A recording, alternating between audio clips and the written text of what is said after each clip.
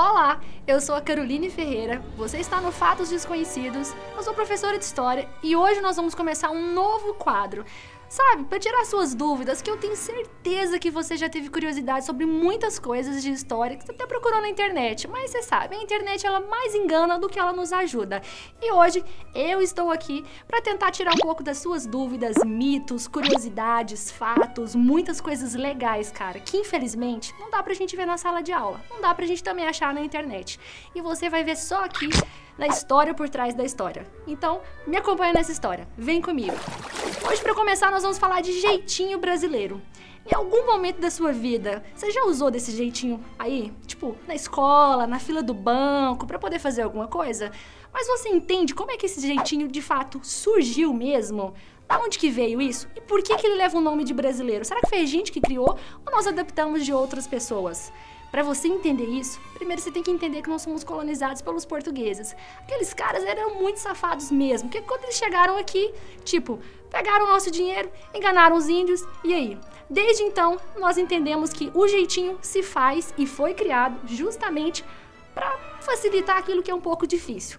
Só que essa expressão, ela é usada para troca de favores, pessoas que passam a perna em outras pessoas para benefício próprio.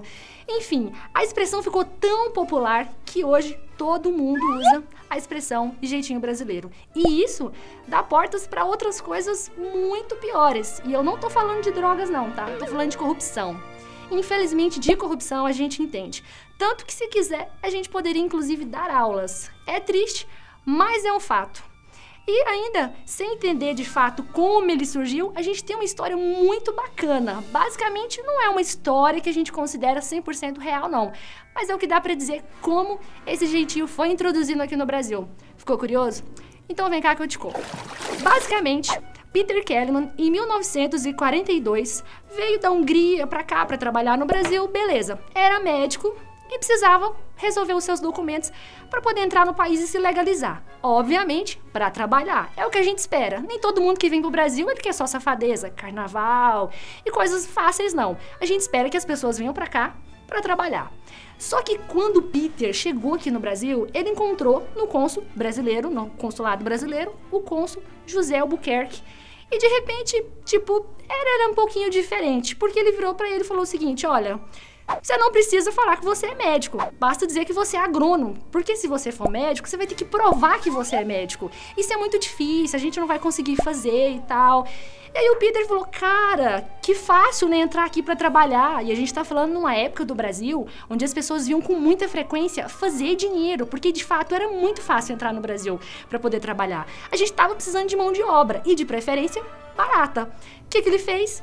Chegou, conseguiu, achou super fácil entrar no Brasil e, objetivamente, essa ideia de jeitinho, ela foi oficializada em 1982.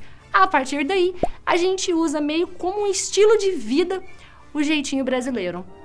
Essa expressão se tornou tão usual mesmo entre a galera que a gente faz sem nem saber, até porque ela virou sinônimo mesmo de facilitar algo que poderia ser difícil de ser executado, mas acaba sendo completamente fácil. E eu tenho uma coisa pra falar pra você. Às vezes você conta aquela mentirinha que você não quer ir pra escola, que você não quer ir trabalhar e você inventa que você tá com dor de cabeça só porque você não quer fazer aquela prova. Acredite, essa mentirinha já faz te enquadrar no jeitinho brasileiro. O jeitinho ruim mesmo. Dizem os estudiosos que esse jeitinho vai desde a honestidade até a marginalidade. E ele é responsável, de fato, aí, por muitas das nossas ações que vão contra a ética e a moral. Basicamente, não há como dizer onde o brasileiro começa e termina levando entre a honestidade e a marginalidade. O que nos faz diferente mesmo de outras civilizações é basicamente a responsabilidade com os nossos atos. Ou seja, nós não fomos colonizados aí na ética do trabalho duro, como muitos países europeus ou até mesmo os Estados Unidos, onde o foco era o desenvolvimento dessas nações através do trabalho de cada indivíduo, onde cada um seria responsável não só pela sua vida, mas também pela sua ação. Isso nos compele ao jeitinho brasileiro, retratado em grande estilo em um dos jargões mais populares, Deixa a Vida Me Levar. E olha que se Zeca Pagodinho fez essa música na inocência ou não, não há como dizer. Mas ele escreveu a música que reflete basicamente um hino pro nosso jeitinho de levar a vida. E assim, a gente acaba por dividir a sociedade em duas camadas. Mais ou menos eu vou te explicar qual é a ideia que a gente tem desse jeitinho. Antes, nós tivemos todo aquele momento de colonização com os portugueses que vieram aqui, montaram um novo Portugal dentro do Brasil. Depois disso, nós temos o coronelismo, baseado nos coronéis que ditavam as ordens e nós obedecíamos. A partir daí, nasce outro jargão. Manda quem pode, obedece quem tem juízo. E disso a gente pode dizer muito bem, principalmente na política. E se você achou que esse vídeo não seria sobre política, não tem como, achou errado, meu querido. Falar de jeitinho brasileiro e não incluí-lo, principalmente onde ele mais acontece, não tem como. Agora, a expressão também foi muito usada na década de 50, em rádios, revistas, músicas, na televisão e no cinema. Para os pesquisadores, o nosso jeitinho é uma categoria intermediária que vai entre a honestidade e a marginalidade. Mas o que você não sabe é que diversos personagens do nosso imaginário popular trazem também muito dessa característica. Um dos mais conhecidos é o famoso Pedro Malas Artes, de origem portuguesa, profundamente enraizado no folclore popular brasileiro, através do livro Malas Aventuras do queridíssimo Pedro Bandeira, que inclusive, se você não viu, virou minissérie de televisão e ó, fez muito sucesso. Se você não viu, corre e vai lá ver, tá? Agora, esse daqui é o meu preferido. Se não for o seu, eu já não sei mais o que você gosta, porque quem não gosta do queridinho João Grilo, o maravilhoso personagem de Ariano Suassuna, que em Alto da Compadecida também carrega em si esse nosso jeitinho de uma forma tão carinhosa, quase que sem inocência, né? Quase que não dá pra ver malícia nas ações dele. E se você achou que de todos a gente não tem mais nada pra falar, calma, relaxa. A gente ainda tem um personagem que deu o que falar na década de 40 e que inclusive não é brasileiro, mas foi criado aqui no Brasil. Você conhece, todos nós conhecemos. Ele viveu a nossa infância. Eu tô falando do Zé Carioca, exatamente. Aquele papagaio que só falava, com jeitinho malandro, carioca. Foi criado aí na década de 1940 pelos estúdios Walt Disney. Ele é retratado basicamente como o tipo malandro carioca, sempre com a sua lábia, passando a perna nas outras pessoas, escapando dos problemas aqui com o nosso jeitinho bem característico e que com certeza ainda faz muito sucesso e que virou febre no Brasil. Diante de tudo isso, você pode estar se perguntando, mas Carol, como é que eu escapo desse jeitinho? Como é que eu faço para viver minha vida sem me ver envolvido aí nesse jeitinho brasileiro? É simples, mas também é um pouquinho difícil. Porque se você parar para pensar, desde sempre, o brasileiro se viu explorado, vítima de uma sociedade hierarquizada, que explora, maltrata, humilha, que oprime. Isso eu não tô falando só dos homens não, eu falo da classe no geral, principalmente as mulheres. Como é que a gente vai resolver isso?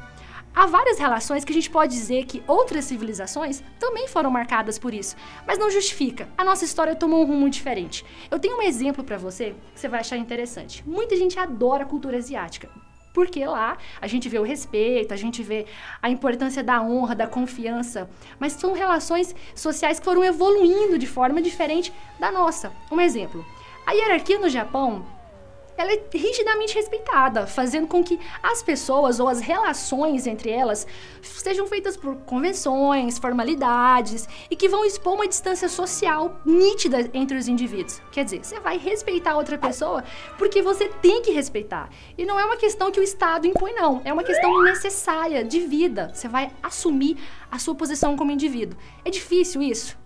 Para nós é um pouquinho difícil, porque a gente sempre acha que vai conseguir passar a perna nas outras pessoas e basicamente não vai ter nenhuma consequência.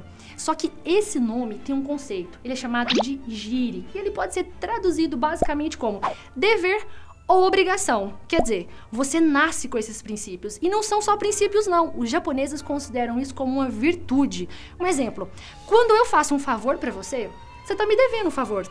Você não vai viver a sua vida sem devolver esse favor a mim. Porque se você me paga esse favor que eu fiz pra você, quitamos a dívida e aí a gente vai estabelecer entre nós uma aliança de respeito, honra e, acima de tudo, confiança. É assim que a gente consegue construir uma sociedade um pouquinho diferente. No entanto, como é que a gente vai dizer que isso muda, né? Porque o nosso jeitinho, a gente já tá tão acostumado. Mas aí é que tá, se você tá com dúvida, pensando, pô, a Carol só tá falando de coisas ruins do nosso jeitinho brasileiro, a gente não consegue nada de bom não, consegue.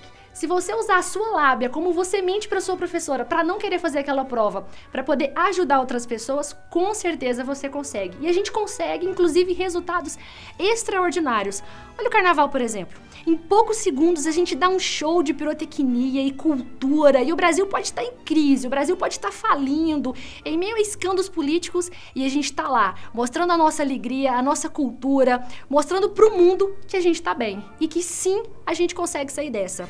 Não é fácil, né? O problema é que como a gente carrega isso desde os tempos da colonização, com aqueles carinhas maravilhosos que chegaram aqui e disseram que ia construir um novo mundo, e a gente comprou essa ideia, e a gente tá aqui até hoje nessa de que tudo vai mudar, mas só muda de fato quando você consegue fazer alguma coisa. Então não pense que o jeitinho brasileiro, ele nasceu para poder levar você a apenas realizar as suas necessidades pessoais em prol de muitas pessoas, tá? O momento agora é de refletir sobre essas regras e a importância de certos conceitos, como a moral. Senão a gente vai cair no uso do jeitinho que tudo que você fizer ou tudo que eu fizer, a nosso benefício, só vai agradar a gente. E o resto, a gente não pode esquecer. Tem muitas pessoas lá fora que dependem das suas ações. Uma ação individual, ela reflete mais coletivamente do que individual. Agora que você já sabe como tudo começou, vem cá, conta pra mim. Agora você vai parar de mentir, né? Inventar desculpa e vai lavar aquela vasilha lá pra sua mãe, né? Só que antes de você fazer isso, me conta em que momento da vida você utilizou desse jeitinho brasileiro. Deixa aqui nos comentários, eu vou ficar muito feliz em saber, tá bom? Um grande abraço, até o próximo programa.